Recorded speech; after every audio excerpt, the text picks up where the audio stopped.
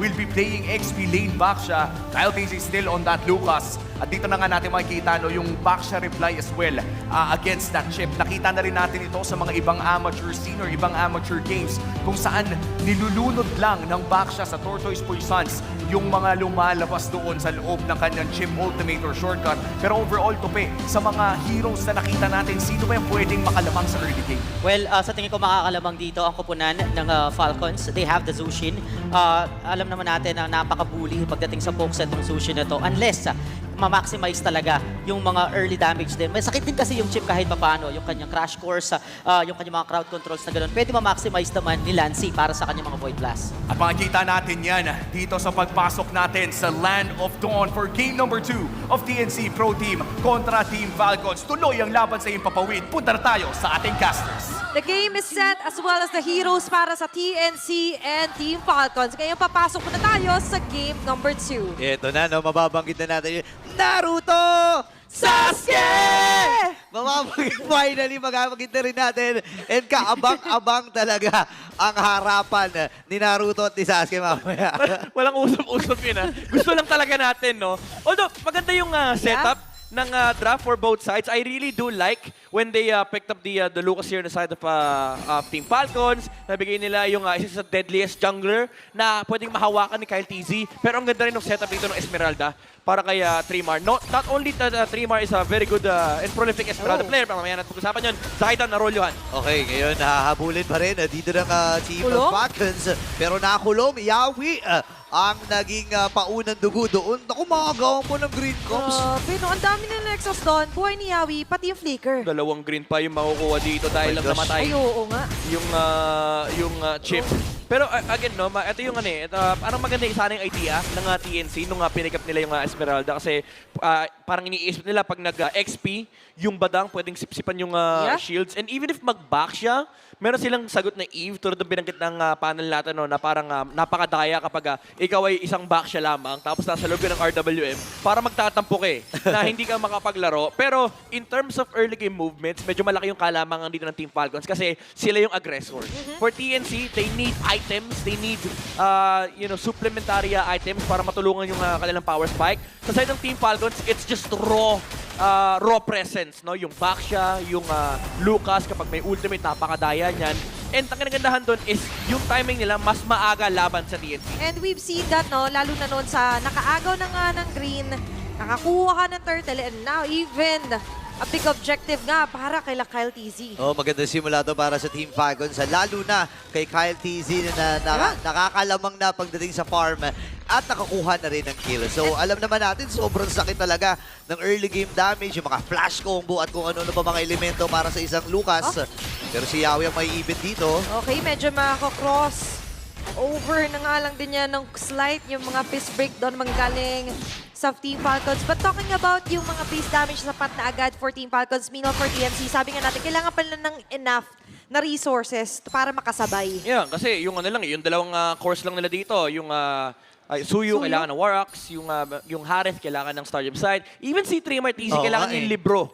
Plus one siguro Dominance or Oracle. Para matapatan niya rito yung Team Falcons. Samantalang yung back siya ni Flap TZ, yung pipindutin niya lang ultimate. Percentage base pa. Damage reduction. Tsaka kaya nakikita natin no, na minamaximize talaga Team Falcons yung early game potential na meron yung mga heroes sila. And which is why nakita natin for TNC, medyo hindi katulad ng game 1 na action kung action agad sila na tumatapat. Ang cute pala, no? Pagka ginagamit yung Flap TC, yung mismong sticker niya. Yung nakaganon, di ba sticker na yun? Parang siya yung mismo nangiinis no. Nai-imagine mo na lumalapit siya sa player. Oo. Tapos sumasayaw. Imagine mo yung mukha mo nandun na agad mismo sa laro. Oh, kanina nga, naka-Alden Richards, ano yan eh. Oo nga eh. Meme post yan eh, di ba? Kumbaga, hindi lang si Yawi yung nang gigiling. Oo. Si Flap din ay kayang-kayang gumiling. At sa gilid-gilid din, mamaya makikita natin yung mga paguntog na ganyan. Pero ngayon, sa gilid din, si Yawi na naman makukulong. Okay, pero lalayo muna siya rito. Ang ganda rin ng ginagawang pagiging agresibo ni Ogwen. At ngayon naman, patungo sa ikalawang pagong ng laban ay pipwesto na rin si Kyle TZ. Even Ogwen at tatlong miyembro mula sa Team Falcons ay nauna na. Pero ngayon, makikita rin naman natin for TNC, somehow, capitalizing na lang yung walang taong nagbabatid sa taas. Third at muna. ang maganda kasi dito sa lineup ng TNC, you're never too late in a fight kasi may chip. Diba? Pwedeng ipadala Tama. ng chip dito yung ibang members ng TNC. So, might as well maximize yung resource na pwede nila makuha sa mapa. Instead of sending the Suyu towards that turtle pit, i-make sure mo na lang na kontrolado din ng TNC yung top side ng mapa. Team Falcons, meanwhile, they have to contest this bottom side na pinaglalagyan pa ni Benny QT. So, overall, even if nakuha yung turtle, TNC is playing the map in a manner na pabor sa kanila. And even TNC, no, hindi na problema nga yung attendance, kumbaga. Kasi nga meron nga Oo. silang teleport. It's all about endurance later on. So resources pa rin, and as well as, sabihin natin, pagpa-farm ng kanilang mga core heroes. Oo, tsaka kapansin-pansin din yung ginagawa ng TNC dito na hindi mo na sila pumipilit ng mga laban kasi alam nila yung Oo. power spike nila, alam nila yung timings ng mga heroes na meron sila. Kalmado eh. Pero 5-man rotation kagad ang ilulutuin dito ng Team Falcons. Ready? Gamit nga kay Jaman Force para na makaalpas. Pero ito na, All-star tinawag na mode? ang tropa. At dito na ang Phoenix sa Army, 5 laban sa 5. Pero aalis na rin muna at Yeah. babalik sa kanila mga pwesto ang mga miyembro ng TNC. Ito yung sinasabi natin kanina, hindi problema yung attendance. Balik jutsu. Literal mga ninja. Pagtapos na yung mission or wala tayo na pala, balik lang. Diba? Ang bilis din, pwedeng pang reset to actually ng TNC. Kaya nga sabi natin kanina, hindi sila nagpapanik. Walang pagpipilit, tahimik pa yung mapa. Actually, 5 minutes into game, 0-1 pa rin. Yung first blood pa kanina, yung una nating kill na nakita. And for TNC, you're happy with the current state of the game kasi even though may existing counter versus the Esmeralda, Oo. it's still an Esmeralda. And medyo dependent yung team fight dito ng Team Falcons kapag available yung mga ults, like for example yung Tortoise Poisons, yung Beast Form ni Kyle TZ, all the while you have TNC na medyo mas mataas ang capability to brawl, even though mataas din yung kanilang reliance doon sa Zaman Oo. Force. Ang maganda kasi sa lineup nila is hindi lang din naman si Benny QT, yung reliable damage dealer. Tsaka ano kasi minsan, di ba, ito yung the calm before the storm. Eh, meron din bagyo dito. And most likely, mixing up something dito, hooking up something para sa TNC. Pero all the while ngayon, for Team Falcons, going to be another turtle heal para kila Kyle TZ. Trade lang muna ginawa ng TNC dito. At least maganda pa rin para sa kanila, no? Yeah. Unti-unti man hindi lumulobo yung kalamangan ng Team Falcons. Kahit Oo. nakikita natin na maganda ang pag-control nila, maganda ang pag-ikot nila. Pag sa team fight ay hindi rin makalaban ng TNC, di ba? Gets nila eh. Labanan to ng economic efficiency eh. Oo. And sa Team Falcons, gets ng TNC na, lamang talaga sila.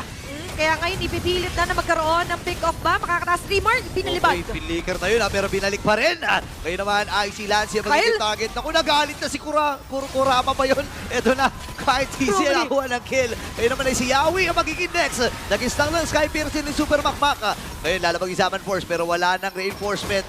Nakasama dito si Benny QT at yung purple buff. Aagawin na! Magandang pilit mula rin sa Team Falcons. Lang. Kamuntikan pa si Zyda, pero this gives them the mid control. And this breaks the map open for Team Falcons. Lumiliit yung mundo ng PNC. Even though nakakuha sila ng mga constant tower trades sa may side lane, and even though may chips sila, meron silang international bonding experience. Yeah. Pero yung Team Falcons dito, meron na silang capacity to dictate Grabe, where habol. the team fight happens Saan on the map. pupunta? Lo, Oo. tinabol na talaga. Directly pa. 5 kaagad eh. 5 yung humahabol dito. Tinan mo, itinripan pa dito ni Flap TZ. At ibibigay na nila kay Makmak. At napakahirap nito kasi pumupondo na sa Sky Piercer si Super Marco. Gusto niya yon yung mga ganun. Kahit medyo natagalan sila, makunat man chip. But still, an added stack here for Super Marco. And talking about that 301 current KDA niya ngayon. Oo, malaki talaga yung mid-game power spike dito ng Team Falcons. Yun yung kailangan iwasan ng TNC for now. So medyo Yeah. buy time yung ginagawa ni Yawi dito para at least maka-gain sila ng konting map control pabalik. Pero so far, Team Falcons, magkakaroon tayo ng next objective dito. And I think this is the last chance for TNC na pahabain yung PC nila or pahabain yung flow ng game. Kasi if manalo dito yung Team Falcons, might just break their their economy and end up being the downfall for their team in this game too. Kaya baka lalo magkaroon ng scarcity here for TNC. And that's why, as you've mentioned, kailangan late contest to. Lumalapit na konti si Yawi. And kanina, maganda yung ginagawa niya na trying to get their attention. Nililito, baka meron nga naman pwede tawagin. Pero ngayon, yung Lord ang gustong tawagin kunin ng Team Falcons. Okay, 4v5 magiging laban ha, habang si Yawi tinawag na ang tropa, pero si Kyle ang magwawagi doon. Nakakuha pa sila ng Yawi.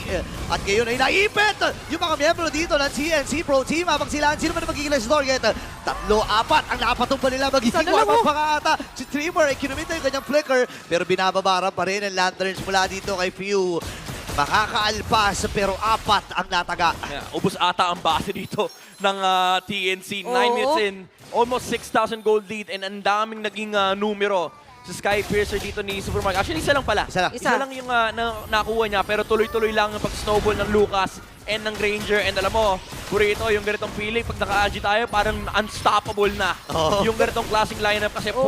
pwede mag-dive dito ang Team Falcons. Galit na rin Kurama ni Kaltizi dito, Grabe pag nag-beast form Yung mga shockwave blast also acts as somehow, hindi man yun yung pang finishing, pero pang bawas agad ng buhay ng TNC Pro Team. At ngayon, babawasan pa ito at muntik na doon. Yun na lang, buti na lang nakapag-teleport pa. Ay, buti may touch mechanic na yan. Dati wala eh. Oh, dati kailangan niya pang pumunta dun sa isang sa isang station no? Oo. Para makapunta sa Dati kabila eh. LRT yan eh. Pero ngayon, kailangan magnilay-nilay muna ng TNC. Kasi as we've mentioned nga, with that Ayun na first naman, Lord alone, lalong lumobo nga yung gold lead ng Team Falcons. Ano na si Yawi dito?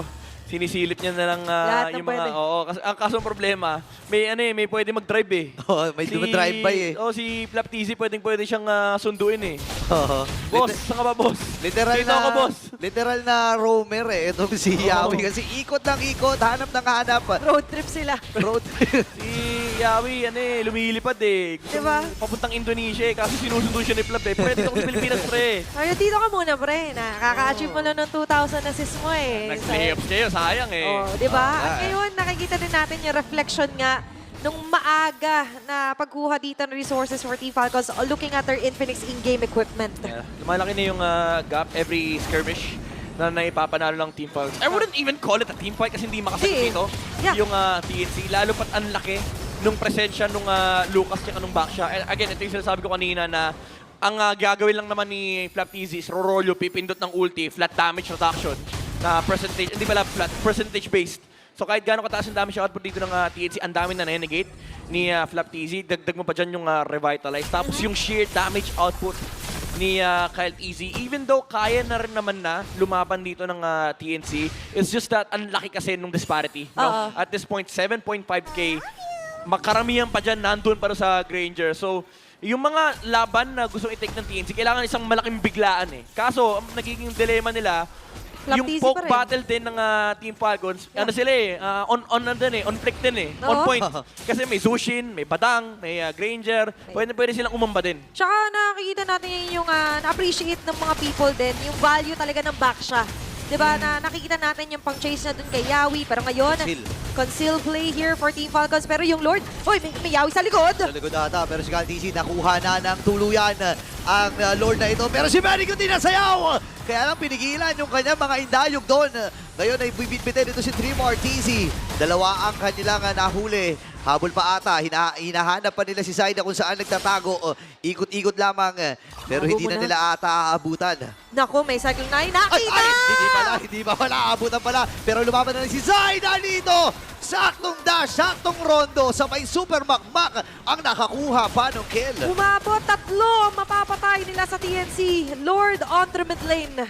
Grabe, ayaw palaro rin. Ayaw. Ayaw magpalaro ni Flap TZ. Part siya nung 10 kills out of 12 na meron dito ang Team Falcons Ayan na naman alongside siya. Super Marco. Up. Rollout na naman ha. Okay, sasagasa.